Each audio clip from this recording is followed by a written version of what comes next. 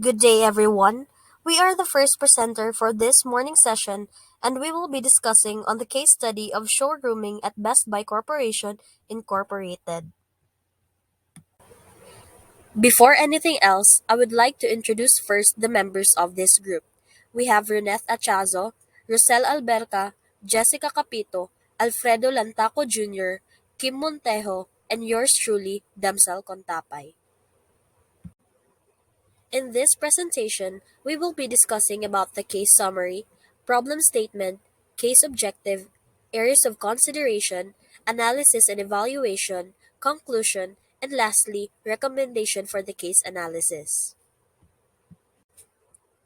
Let's start off with the case summary. Best Buy Corporation Incorporated, an established brick-and-mortar store specializing in selling electronic products, has been seriously affected by the emergence of the showrooming culture. Showrooming is the practice of examining products in a store and then buying them online for a lower price. It was manifested in the decline of their sales at stores and despite the high presence of consumers in their physical store. The sales were opposite to those of the growing online retail market where price differences are transparent and easier to compare, which has also posed a serious challenge for traditional brick and mortar stores. Initially, Best Buy Corporation Incorporated has responded by tailoring its in-store products and only offered products that could only be purchased at the store. However, these strategies were not effective enough to deter the consumers from showrooming. Hence, the company has decided to embrace the showrooming culture and implement the permanent price matching strategy. This has proved so far to be effective as their sales increased and their market share grew, but the question still remains: will it work? This case is situated in 2013 when the showrooming culture was only emerging and new to traditional brick and mortar stores.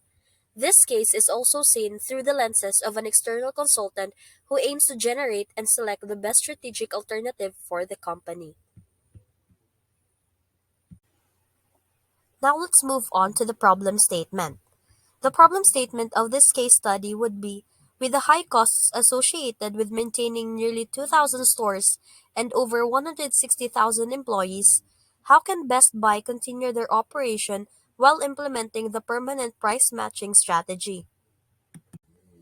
Next is the case objective. The objective of this case study is to generate strategies and select the best alternative that would sustainably retain Best Buy Corporation Incorporated's present permanent price matching strategy.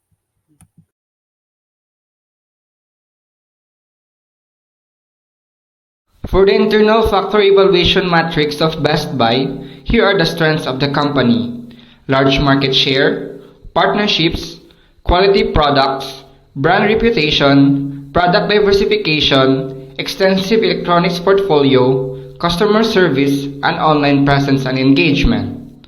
Also, these are the weaknesses of the company: high operating cost, susceptible to price wars, lack of customer loyalty, overdependence on electronics, easily replicable products, and limited presence outside USA. With a total weighted score of 2.49, it shows that Best Buy is internally weak due to the following reasons: overdependence on electronics, easily replicable products, and limited presence outside the USA. However, the company shows major strengths in customer service, partnerships, and product diversification. Next, for the external factor evaluation matrix, here are the opportunities of Best Buy: increasing demand for electronic gadgets, online retail market expansion, online sales rising, more consumers engaging in showrooming, holiday shopping season, third-party application companies, omni-channel shopping valued by consumers, and technological advancement. Also, here are the threats of the company: rapid growth of online retailers, drop in retailers' foot traffic, transparent price differences, price comparison applications, legal and regular reforms and risk, and competitors developing additional features to the applications. With a total weighted score of 2.8, Best Buy is externally strong due to a lot of opportunities such as increasing demand for electronic gadgets, online retail market expansions, and omnichannel shopping valued by consumers. Furthermore, Best Buy is also prone to different threats such as drop in retail foot traffic, competitors developing additional features to their applications, and transparent price differences.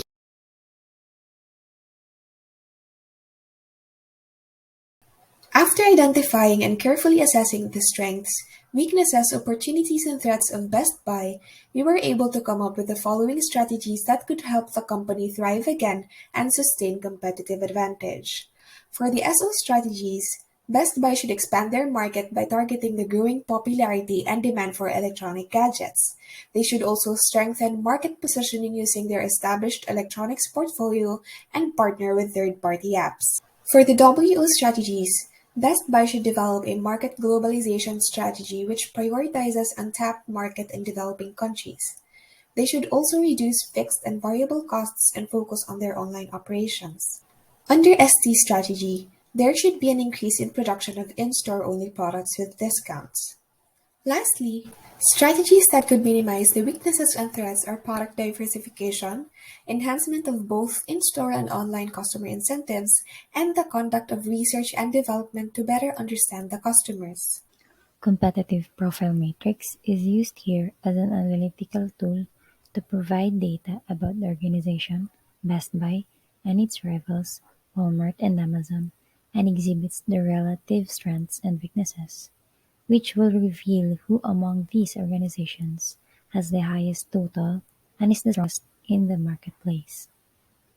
On the next slides for CPM, you'll also see the list of critical success factors with their corresponding weight, rating, score, and total score for each company.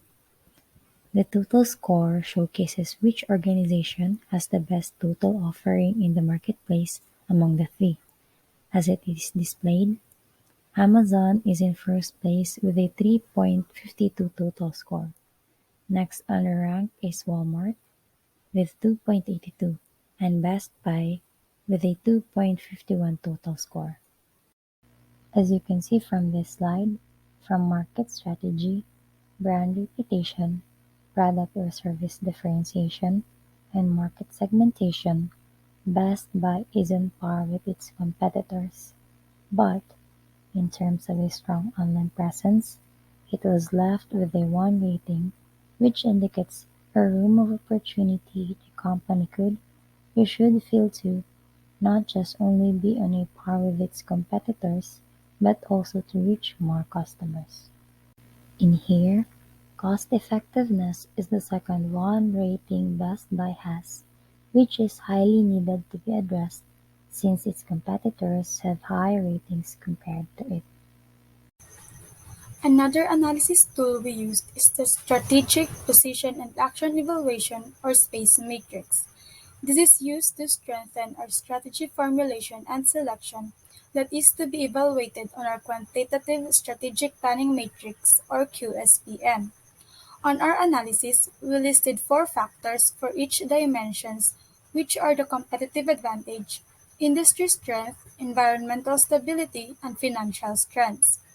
From our analysis, Best Buy get a total average score of negative 1.75, which is a high score under the competitive advantage, while an average score of 2.75 under the financial strength.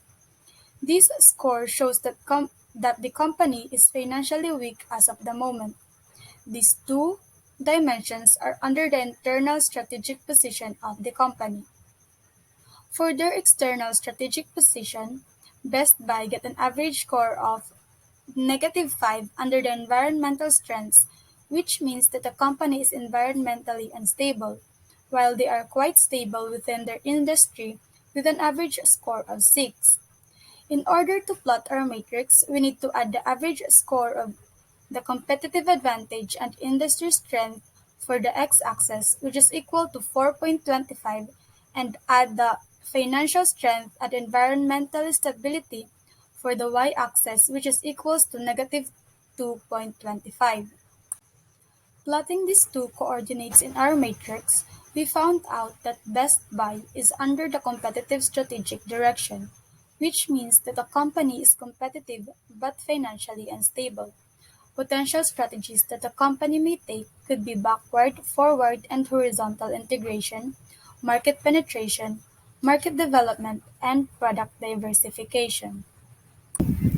Integrating the results from the SWOT matrix and space matrix, we have selected the following alternative courses of action that will be further analyzed with the quantitative strategic planning matrix. The first strategy, to strengthen the market positioning using their electronics portfolio, is grounded on the strengths of the company, having a good brand reputation, extensive electronics portfolio, and satisfying customer service. At the same time, this strategy exploits the opportunities in the industry characterized by the increasing demand for electronic gadgets and the expansion of online retail market. The second one, conducting research to determine customer preference and buying patterns, is a weakness and threat combination strategy which ought to overcome the lack of customer loyalty and increase the company's susceptibility to price wars while combating the rapid growth of online retailers and the drop in their retail foot traffic.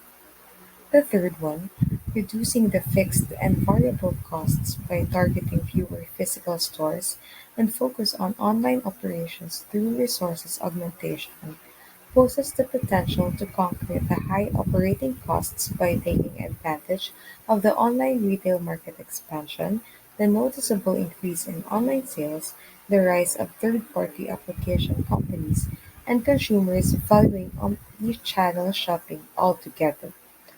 All of these strategies fall into the competitive quadrant of the matrix, which signifies that the business has competitive advantages in an attractive industry, but its financial strength is insufficient to compensate for environmental roaming has put it in a competitive position.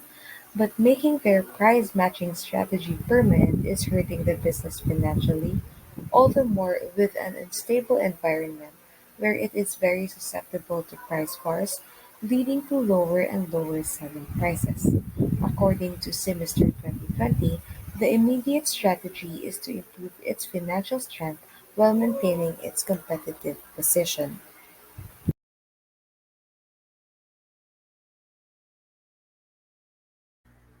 Moving on to the quantitative strategic planning matrix, the three alternative courses of action was evaluated, and the most attractive of the strategies at hand is the third strategy, which is the reduction in the fixed and variable costs by targeting fewer physical stores and focusing on online operations through resources augmentation with a total score of 4.52.